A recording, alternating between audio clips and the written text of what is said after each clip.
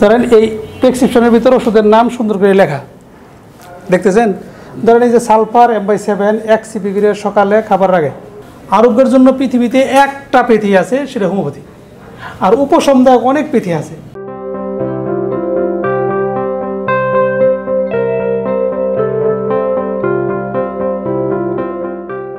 Homeopathy ডাক্তাররা যদি এরকম নাম না লেখে তাহলে সহজ কথা ওই কিন্তু খাবেন না।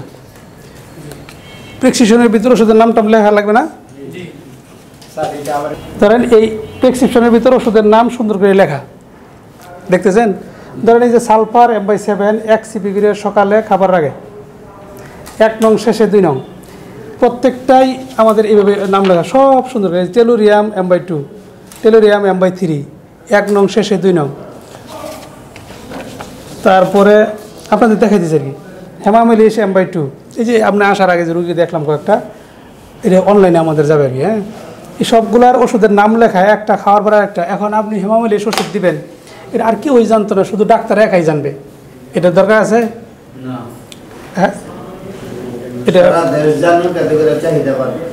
হ্যাঁ, কারণ আমরা প্যারাসিটামলের নাম জানি, নাপার নাম জানি, এই প্লাসের নাম জানি, আমাদের হোমিওপ্যাথি ওষুধের একটার নাম জানে না কেন? সমস্যাটা কোথায়? এটা একটা আরেকটা রোগীরও তো বুঝলো যে কী ওষুধটা খেয়ে ভালো হয়েছি, তার ওষুধের খাওয়ার নিয়মও সুন্দর করে লেখা থাকলো। আরোগ্যের জন্য পৃথিবীতে একটা পেথি আছে, সেটা হোমিওপ্যাথি। আর উপশমদায়ক অনেক পেথি আছে, সাময়িক উপশম। এই জন্য শুরুও করবেন।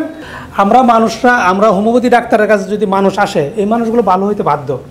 বলেন, ভালো হইতে বাধ্য না? আমি লিভারে একটা টিউমার পাইছি, আমরা জানতাছি ও চিন্তা করে, কুচিন্তা করে। ওকে ধীরে ধীরে কোন কুচিন্তা করে, মেয়ের চিন্তা করে না বউর চিন্তা করে, কার চিন্তাটা করে, এটা ধীরে ধীরে আমরা বের করবো। বের করার পর আমরা বাদ দিতে বলবো যে এই চিন্তাগুলো বাদ দেও, তাহলে এই লোকটা ভালো হবে না।